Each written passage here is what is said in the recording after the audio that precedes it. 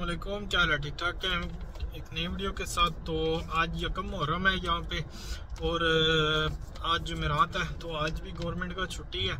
तो उससे पहले क्या था कि कुछ हालात यहाँ के थोड़े ख़राब थे, यानी कि जंग की वजह से। तो गवर्नमेंट के जो एम्प्लॉयर थे, मतलब जो भी ऑफिस में काम करने वाले थे, वो अपने घरों से काम कर रहे थे, जिसकी वजह से काफ़ी काम रुके हुए थे। जिनके वीज़े मतलब के 20 दिन या 25 दिन के अंदर रेडी हो रहे थे, तो उनको टाइम ज़्यादा लग रहा था। तो अभी यानी कि ये हुआ है कि अभी कुछ 1-2 दिन में काम ज़्यादा मतलब वीज़े बंद के रेडी हो रहे हैं। तो इस वजह से थोड़ा सिस्टम का प्रॉब्लम थी, जिसकी वजह से काफ़ी भाइयों ने मुझे मैसेज भी किए कि हमारा इन प्रोग्रेस में है तो अभी रेडी नहीं हुआ। तो ये है कि अभी जो नेक्स्ट वीक आएगा ना, शायद उस वीक के अंदर आप जिन भाइयों ने अप्लाई किया हुआ था तो उनके वीज़े भी ना रेडी हो सकते हैं। बाकी यहाँ पे कोई ऐसा माहौल नहीं था कि मतलब यहाँ पे अटैक हो गया और कोई मसला नहीं था। यहाँ पे बहरीन के अंदर न्यूज़ में काफ़ी चल रहा था, लेकिन यहाँ पे ऐसा कोई मसला नहीं था। 1-2 दिन यहाँ पे थोड़ी मतलब काफ़ी बंदों ने केयर किया और सायरन भी बजते रहे हैं, जिसकी वजह से थोड़ा डर का माहौल था। बाकी अभी एक कल से नॉर्मल हो गया हर चीज़, और हर जो काम वगैरह सब कुछ एक नॉर्मल रूटीन पे आ गया। तो जिनके वीज़े अप्लाई हो चुके थे, काफ़ी बंदों की ये हुआ है कि वो उनके यानी कि टाइम से पहले भी रेडी हो गए हैं। यानी कि कुछ बंदे ऐसे भी हैं जिनके 15-16 दिन के अंदर भी वीज़ा रेडी हो गया। और मैंने खुद अपना वीज़ा जो इन हालात की वजह से अप्लाई किया हुआ था, मैंने 2 महीने मेरे वीज़े के बाकी थे, तो मैंने भी रिन्यू के लिए डाला था। तो मेरा भी यानी कि 2 घंटे के अंदर अंदर वीज़ा पेमेंट पे आ गया, तो मैंने पेमेंट कर दी। तो ये हिसाब था कि गवर्नमेंट ने कुछ जो सिस्टम ऐसा हुआ वो चला रहा था कि ऑटो पे डाल दिया था सिस्टम को। यानी कि आपने वीज़ा अप्लाई किया, 2 घंटे के बाद आपका वीज़ा रेडी हो गया, पेमेंट करें और प्रिंट। तो जिनके अप्लाई पहले से चल रहे थे उनके भी काफ़ी यानी कि 50% थे जिनके वीज़े रेडी कर दिए गवर्नमेंट ने, और जिनके रह गए थे वो यानी कि नेक्स्ट वीक पे चले गए। तो इसकी वजह से थोड़ा ये सिस्टम वगैरह स्लो हो गया था। बाकी अगर आप CR रिन्यू करवाना चाहते हैं तो अभी के टाइम के लिए, तो मैंने जब यहाँ पे CR अपना जो रिन्यू करवाया है, यानी कि मेरा अपना CR था, तो रिन्यू करवाने के लिए आपको मतलब अच्छी लोकेशन बता दूं जहाँ पे आप ऑफिस ले सकते हैं। अगर तो आप अपना CR बनाना चाहते हैं या बिज़नेस करना चाहते हैं, तो मनामा, गुदेबिया या मुहर्रक जो लोकेशन है, यहाँ पे मतलब कि अगर आप शॉप वगैरह बनाते हैं या अपना CR वगैरह रिन्यू करवाना चाहते हैं, तो इसमें बेहतर ये है कि आपको एक तो ऑफिस जल्दी मिल जाएगा और रेंट भी मुनासिब होगा। बाकी दूसरी निस्बत वहाँ पे थोड़ा यानी कि इतना रश वगैरह होता है। ऑफिस तो सस्ते होते हैं, लेकिन यहाँ पे थोड़ा ऑफिस महंगा होता है, लेकिन काम जल्दी हो जाता है आपका। और मुहर्रक में ये है कि आपका 1-2 दिन के अंदर अंदर ही आपकी बिजली भी लग जाती है, और आपका बल्दिया वगैरह जो ऑफिस का एड्रेस ये पास हो जाता है। तो यानी कि मेरा भी मैंने एक जगह ऑफिस लिया था हमाले के अंदर, वो हमाला एक साइड है, तो वहाँ पे तकरीबन 1 महीना ऐसे ही चला गया। वहाँ पे बिजली का बड़ा मसला है। तो अगर तो आप ऑफिस लेना या अपना बिजनेस वगैरह स्टार्ट करना चाहते हैं, तो उस साइड पे कोशिश करें कि वहाँ पे मत जाएं। कोशिश करें कि मनामा, गुदेबिया या मुहर्रक वाली साइड पे अच्छी लोकेशन पे आप ना अपना ऑफिस ले सकते हैं। तो एक अच्छी लोकेशन है, या शॉप बनाना चाहते हैं। और वर्क वीज़े के लिए अभी ये है कि अगर आपने वर्क वीज़ा अप्लाई करना है, तो आपको सिर्फ एक पासपोर्ट की कॉपी चाहिए और मेडिकल चाहिए। मेडिकल भी वो होता है जो एक सेंटर होते हैं वहाँ पे, जो बहरीन का जो जहाँ से वीज़ा अप्लाई करने के लिए एक मेडिकल होता है, वहाँ से अपनी मेडिकल करवाना है। और ये 2 चीज़ें मस्ट है। काफ़ी भाई पूछते हैं कि मेडिकल वो खुद एजेंट करवा लेगा, वो नहीं होता है। वो मतलब कि उस पर एक कोड होता है, वो अक्सर स्कैन भी करते हैं कोड, यहाँ पे चेक भी करते हैं। तो इस तरह ना करें कि आप मतलब कि एजेंट को सिर्फ पासपोर्ट दिया और पैसे दिए, उसने अप्लाई कर दिया। ये चीज़ नहीं होती है। आप बाकायदा लीगल तरीके से अपना मेडिकल करवाएं, फिर आप उसको मेडिकल की कॉपी भी दें, फिर वीज़ा अप्लाई करवाएं। और बंदे उस वीज़े मतलब जिससे वीज़ा अप्लाई करवाना है एक प्रॉपर जिसका ऑफिस हो या कोई आप जिस बंदे को जानते हो। मतलब ऐसा भी हुआ है लोगों के साथ फ्रॉड कि अगर आपने वीज़ा अप्लाई किया है तो आपका इन प्रोग्रेस में तो चला गया, लेकिन उसके बाद उसने वीज़े की पेमेंट नहीं की। यानी कि जब आप वीज़ा अप्लाई करते हैं ना फर्स्ट टाइम, तो आपको 5 दिनार एक एडमिन फीस पे करनी होती है। जब तक वो एडमिन फीस 5 दिनार पे नहीं करते हैं, वीज़ा आगे नहीं मतलब जाता है। तो ये जो फीस आती है ये 1 दिन के बाद ही पे करनी होती है। काफ़ी टाइम सेम टाइम भी आ जाती है, लेकिन 1 दिन के बाद या सेम टाइम वो 5 दिनार पे करते हैं। उसके बाद आपके कम से कम 22 से 25 या 27 दिन लगते हैं वीज़ा रेडी होने के लिए। फिर आपको एक लास्ट पेमेंट करनी होती है वीज़े की, तो फिर आपका वीज़ा इनवैलिड होके प्रिंट होता है। तो ऐसा नहीं है कि अगर आपने एक हफ्ता आपका इन प्रोग्रेस में गया, एक हफ्ता इनवैलिड वीज़ा शो हो रहा है, फिर प्रोग्रेस में चला गया, ऐसा नहीं होता है। अभी देखिए मैंने वीज़ा अप्लाई किया रिन्यू करने के लिए, मेरा वीज़ा इनवैलिड था, वैलिड एम्प्लॉयमेंट वीज़ा, वैलिड मतलब इन्वेस्टर वीज़ा। तो जब मैंने इसको रिन्यू करने के लिए दोबारा किया सिस्टम में, तो वो इन प्रोग्रेस में चला गया। तो अब मैंने पेमेंट कर दी है उसकी, लेकिन अभी तक वो वैलिड शो नहीं हो रहा, तो इन प्रोग्रेस में शो हो रहा है। यानी कि अगर बाज़ दफ़ा ये होता है कि 1 दिन के बाद ही वो वैलिड हो जाता है, फिर उसका प्रिंट निकल आता है वीज़े का। और बाज़ दफ़ा ये होता है कि 1 दिन के अंदर अंदर भी वो जब आपने पेमेंट की है, तो बाज़ दफ़ा होता है कि 1-2 घंटे के अंदर अंदर ही आपका वो वैलिड हो जाता है, फिर वो प्रिंट भी निकल आता है। तो ये चीज़ का ध्यान रखें। बाकी वीज़ा जो अप्लाई करना है वो ऐसे बंदे से करें जो आपको मतलब एग्रीमेंट दे, या कोई आपको प्रॉपर बताए कि ये इसका एप्लीकेशन नंबर है, ये पासपोर्ट नंबर है, आप यहाँ से चेक कर लें वीज़ा। और जब आपका वीज़ा रेडी हो जाए तो फिर आप उससे वीज़े का प्रिंट भी लें, और एक एग्रीमेंट होता है जो वीज़े के साथ ही रेडी होता है, जो वीज़े का एग्रीमेंट होता है। तो वो ये 2 चीज़ें होती हैं। इसके बाद आपने जाके प्रोटेक्टर करवाना होता है। तो प्रोटेक्टर क्या होता है, वो मतलब पाकिस्तान के अंदर अगर आप करवाते हैं तो वो प्रोटेक्टर होता है, एक इंश्योरेंस जिसको कहते हैं वो होती है। तो ये मस्ट होती है, यानी कि अगर आप इसके बगैर ट्रैवल करना चाहेंगे तो आपको एयरपोर्ट से एंट्री नहीं मिलेगी। तो और दूसरी चीज़ क्या होती है, सिर्फ आपको टिकट देनी होती है। उसके अलावा तीसरी जो मेडिकल करवाना है जब आपने वीज़ा अप्लाई कर रहा है, और दूसरा आपने प्रोटेक्टर करवाना है जब आपने जो वीज़ा है आपका, आपको प्रिंट मिल जाएगा। आप उसके ऊपर आपकी पूरी डिटेल लिखी होगी। जब आपको वीज़े का प्रिंट मिलेगा, आप उसको फिर पर्सनल नंबर जो आपका शो होगा ना, वो पर्सनल नंबर जो आपका स्टार्टिंग होगी ना, उसकी जो आपकी डेट ऑफ बर्थ है ना, उसके हिसाब से वो आपकी स्टार्टिंग में पर्सनल नंबर होगा। यानी कि आपकी 1990 है ना, तो वो 90 से आगे वो नंबर होगा पर्सनल नंबर, जो CPR का नंबर होता है। तो वो आप ऑनलाइन भी उसको चेक कर सकते हैं, वो LMR की वेबसाइट से। बाकी अगर आप किसी से एप्लीकेशन नंबर से भी चेक करना चाहें तो वो भी उसके ऊपर लिखा होता है वीज़े की कॉपी के ऊपर।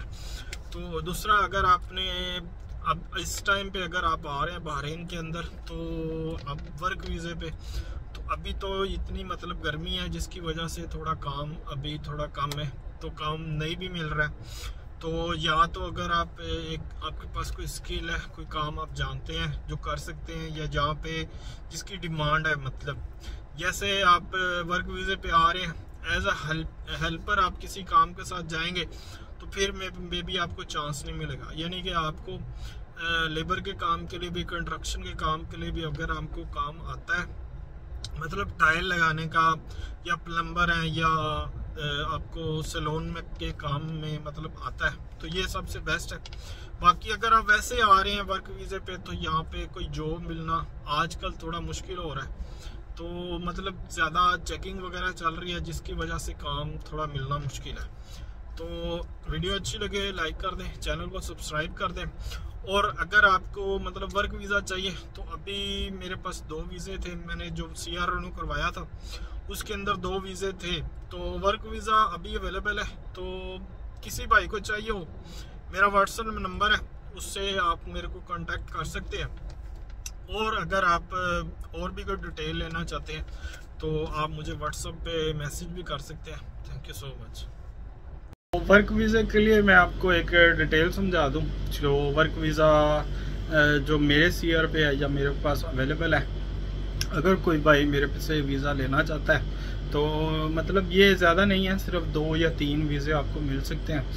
तो उसका एक मतलब डिटेल क्या है और किस तरीके से मतलब आप अप्लाई करवा सकते हैं मेरे से, व्हाट्सएप पे कांटेक्ट तो कर सकते हैं। लेकिन सबसे पहले आपने जो पासपोर्ट है वो तकरीबन 6 मंथ से ज़्यादा का वैलिड होना चाहिए। और मेडिकल जो होता है वो एक सेंटर होती है, वहाँ से करवाना होता है। मतलब हर जगह से वो मेडिकल नहीं करवा सकते हैं। वो गेम का एक GAMCA मतलब एक वेबसाइट है, तो वहाँ से आपको अपॉइंटमेंट लेनी होती है।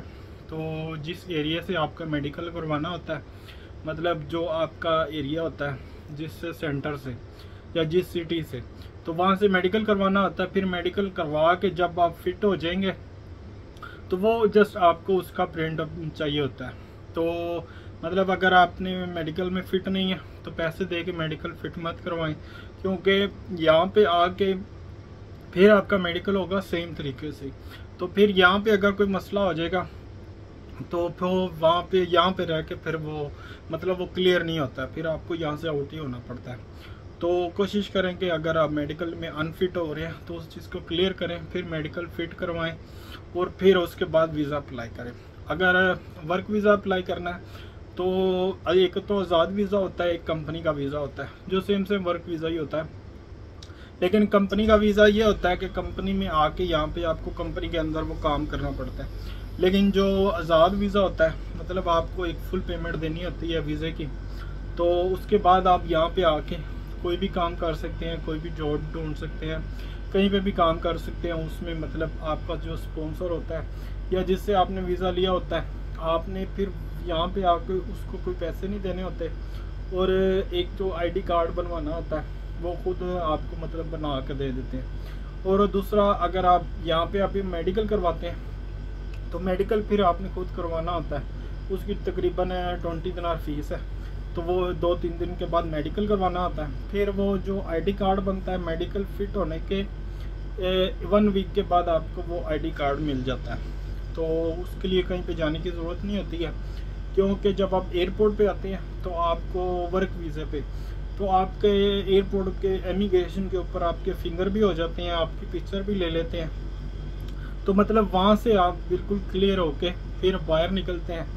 तो उसके बाद आपको फिर मेडिकल और ID कार्ड आपका ईजिली बन जाता है। जो कंपनी का होता है वो कंपनी आपको बना के दे देती है। और जो आज़ाद वीज़े पे आप अगर आप आए होते हैं तो जिससे आज़ाद वीज़ा लिया होता है वही आपको ID कार्ड भी बना कर दे देता है। तो ये आज़ाद वीज़ा मतलब कितने तक का मिल जाता है, जो अभी नॉर्मल जो हिसाब चल रहा है तो तकरीबन 700 दिनार का अभी के टाइम में वर्क वीज़ा है।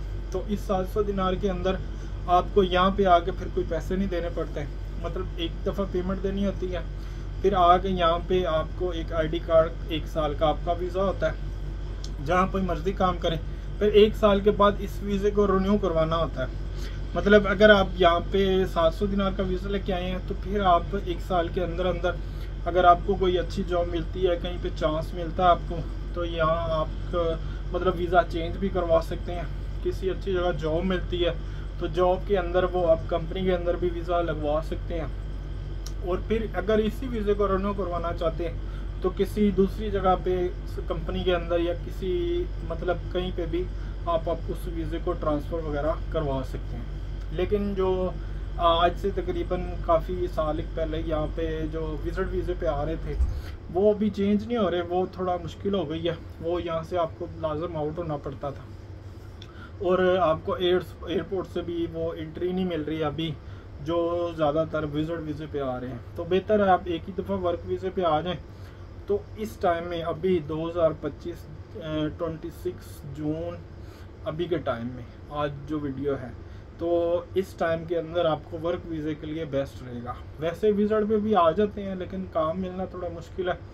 तो वर्क वीज़े पे ये है कि आपको मतलब जो आज़ाद वीज़ा जिसको कहते हैं उसको 700 दिनार फीस होती है जो आपको पे करनी होती है स्पॉन्सर को।